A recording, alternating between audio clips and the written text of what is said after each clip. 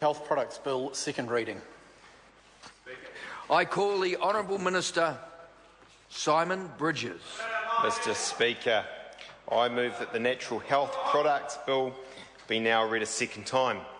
I thank the Health Select Committee for its thoughtful consideration of the bill. I'd also like to give particular acknowledgement to the work of the excellent Chair, Dr Paul Hutchison. The committee has recommended a number of amendments to the bill, which the government will be supporting. I'd also like to thank the members of the Regulations Review Committee who provided important feedback on some technical aspects of the bill, which has been taken into account. This bill began its parliamentary life in 2011 as the Natural Health Products Bill. Before that, it was developed by the government in conjunction with the Green Party, pursuant to a Memorandum of Understanding signed in 2009. At this point in proceedings, I'd like to acknowledge the work of Sue Kedgley and, more recently, that of Mojo Mathis for the constructive way they have worked with the government in helping to give the bill its current shape. The government is particularly grateful to the Green Party for agreeing to be involved in the development of the regulations that will quickly follow enactment of this bill. We acknowledge that the bill leaves some material for regulations that some submitters would have preferred to see in primary legislation. The regulations, Mr Speaker, will set out technical detail that is not appropriate for primary legislation. The government, with the Green Party's help, is determined to get these regulations right. The purpose of the bill is to establish a regulatory regime in New Zealand for natural health and supplementary products in accordance with 4 principles. First, these products, where sold, must be fit for human use. Second, that their regulation be proportionate to the generally low risk of harm they pose. Thirdly, that they are sold only with information that is accurate and that tells consumers about their risks and benefits. And fourth and finally, that claims of health benefit are backed by scientific evidence or evidence of traditional use. The government acknowledges that most of these products demonstrably pose little or no risk of harm to the people who use them. However, it is clear that some form of consumer protection is warranted.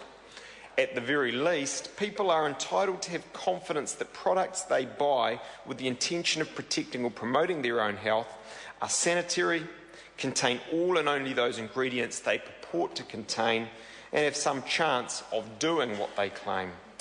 The New Zealand public, and indeed New Zealand law, would, for example, not tolerate the sale of an air conditioning unit that does nothing but waft asbestos through a building while failing to cool the air.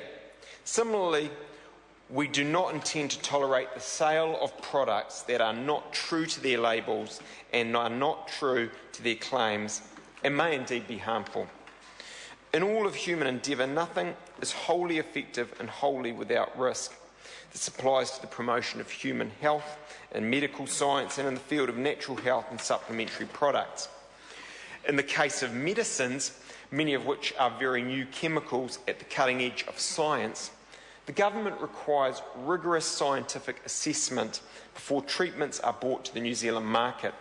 While by no means perfect, this is appropriate. The history of medical science shows that a number of treatments have had to be withdrawn after they were discovered, sometimes by tragic consequences, to do more harm than good. Natural health and supplementary products belong in a different category. Many of these have been in continuous use for centuries and have never harmed anybody. On the other hand, some of these products have shown little evidence of effectiveness. The challenge is to achieve a sensible regulatory regime that protects consumers, acknowledges people's right to make decisions about their own health, and does not have a large negative impact on industry.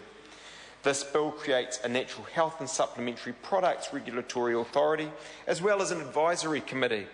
The authority is to oversee the pre-market notification of products.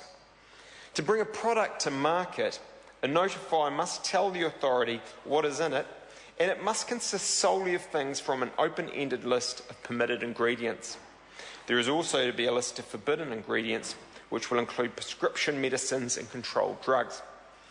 The notifier must hold evidence, either scientific evidence or evidence of traditional use, to back up any claims of health benefit being made for the product.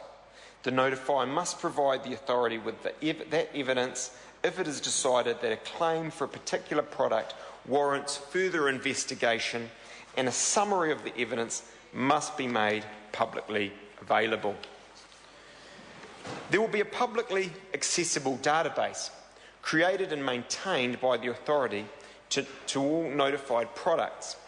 A code of manufacturing practice will apply to all products. The most significant change made to the bill in committee relates to serious conditions. As initially drafted, the bill prevented any health claim being made that related to a serious condition. Everyone on the committee agreed that it was important to make sure people weren't discouraged from seeking clinical advice when necessary. This is still the intention of the bill. But what was found in the select committee process was that there is no definition of serious condition that worked. Either they were too loose and left the way open for excessive claims to be made, or they were too tight and would prevent claims being made about things like relief of the symptoms of hay fever. The solution we have found is to allow the regulator to publish a list of conditions that sellers will be able to make claims about. This does not restrict any other claim, just ones about specific conditions. And we expect the list to be long. We look forward to working with the Greens and the industry to make sure it's comprehensive.